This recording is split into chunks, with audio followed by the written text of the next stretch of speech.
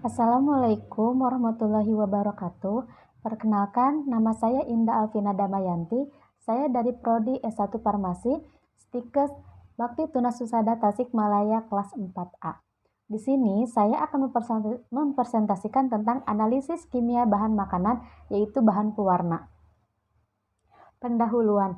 Menurut Peraturan Menteri Kesehatan Republik Indonesia Nomor 033 Tahun 2012 menyebutkan pewarna sebagai salah satu bahan tambahan pangan dapat berupa pewarna alami dan pewarna sintetis yang ketika ditambahkan atau diaplikasikan pada pangan mampu memberi atau memperbaiki warna.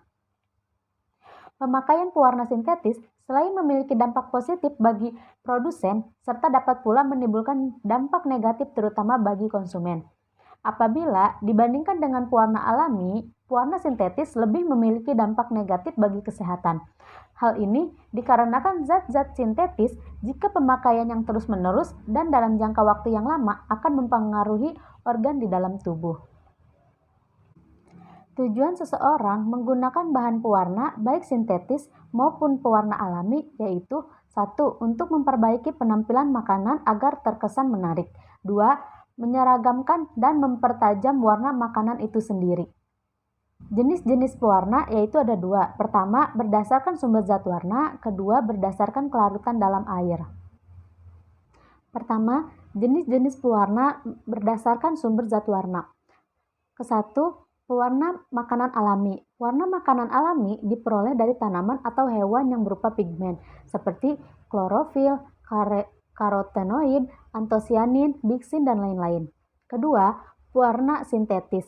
Pewarna sintetis untuk makanan diperoleh melalui sintetis kimia buatan yang mengandalkan bahan-bahan kimia atau dari bahan yang mengandung pewarna alami melalui ekstraksi secara kimiawi. Contohnya, yellow, allura, amaranth, dan lain-lain. Jenis pewarna yang kedua yaitu berdasarkan kelarutan dalam air. Ada 2. Pertama, dyes. Dyes umumnya larut dalam air sehingga larutannya menjadi berwarna dan dapat digunakan untuk mewarnai makanan. Dyes umumnya digunakan untuk mewarnai roti, kue, produk-produk susu, kulit sosis, minuman ringan, dan lain-lain. Yang kedua yaitu likes. Likes dibuat melalui pengendapan dan absorpsi dyes pada radikal yang dilapisi dengan aluminium hidrat. Lapisan alumin tidak larut dalam air, maka likes ini tidak larut pada hampir semua pelarut. Sehingga likes digunakan untuk produk yang mengandung lemak, minyak, dan produk yang padat airnya rendah, seperti campuran adonan kue, donat, permen karet, dan lain-lain. Jenis-jenis metode analisis bahan pewarna yaitu ada 2. Pertama, teknik analisis sederhana. Pada teknik ini menggunakan alat sederhana seperti gelas, air, dan kertas saring. Prinsipnya seperti kromatografi kertas dengan pelarut air. Air di sini dapat menggunakan air pump, air destilasi, atau air sumur. Setelah zat warna diuji di ujung kertas rembesan atau elusi, air dari bawah akan mampu menyeret zat-zat pewarna yang larut dalam air.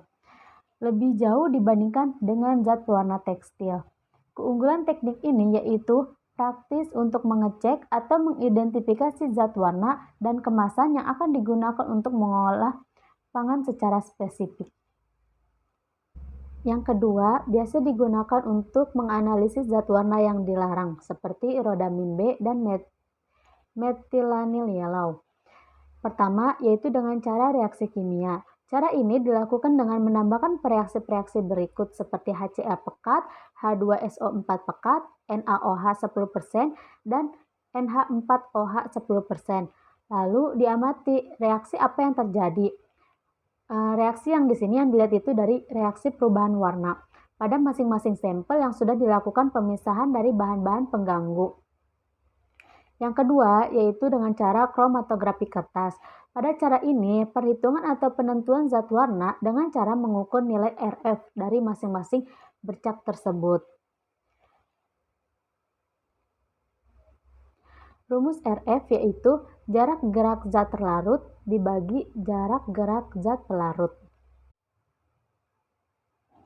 Berikut contoh jurnal Analisis bahan pewarna, yaitu dengan judul Identifikasi Pewarna Sintetis pada Produk Olahan Bunga Rosella Hibiscus sabdaripa dengan metode kromatografi lapis tipis.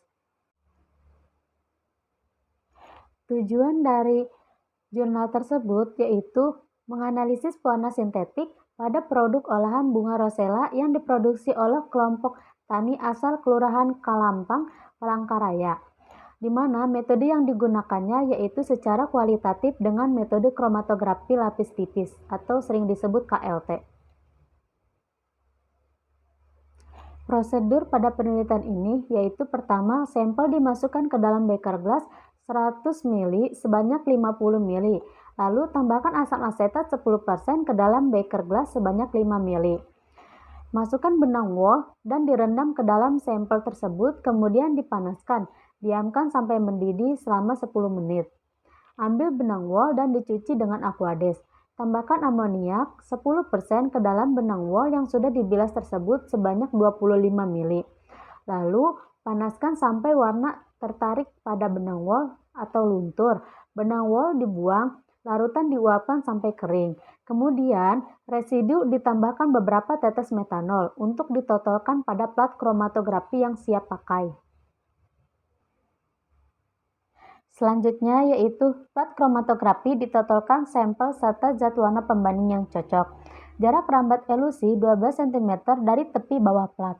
Plat kromatografi dielusi dengan eluen pertama yaitu perbandingan antara etil metil keton, aseton, dan air.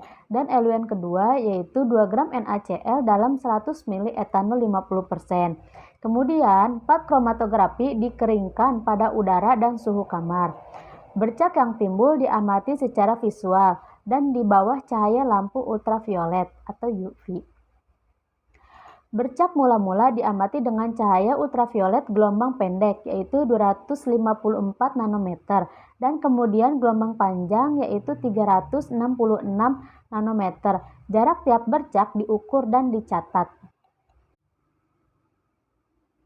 Selanjutnya yaitu hasil dan pembahasan.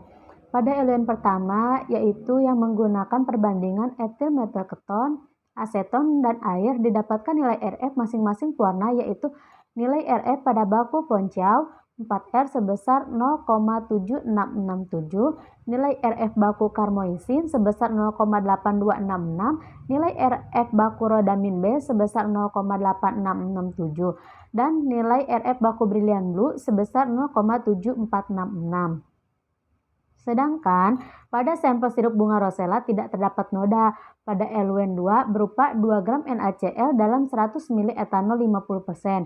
Didapatkan nilai RF masing-masing pewarna yaitu nilai RF pada baku ponciau 4R sebesar 0,9400, nilai RF baku karmoisin sebesar 0,9400, nilai RF baku rodamin B sebesar 0,6467. dan nilai RF baku Brilliant Blue sebesar 0,8867. Sedangkan pada sampel sirup bunga rosella tidak terdapat noda. Berdasarkan tabel di atas, sampel tidak mengandung pewarna sintetis ponciau 4R, karmoisin, rodamin B, dan Brilliant Blue. Sedangkan pada sampel sirup bunga rosella tidak terdapat noda sehingga RF tidak ada. Hal ini dikarenakan pada proses preparasi warna pada sampel tidak tertarik oleh benang wool bebas lemak. Maka dapat kita ambil kesimpulan yang pertama yaitu pewarna sebagai salah satu bahan tambahan pangan dapat berupa pewarna alami dan pewarna sintetis yang ketika ditambahkan atau diaplikasikan pada pangan mampu memberi atau memperbaiki warna. Kedua yaitu sirup bunga rosella asal Kelurahan Kalampangan, Kota Palangkaraya tidak menggunakan pewarna sintetis baik yang diizinkan maupun yang dilarang. Berikut daftar pustaka yang kami pakai. Mohon maaf bila banyak kesalahan. Wabillahi taufiq wal hidayah. Wassalamualaikum warahmatullahi wabarakatuh. Terima kasih.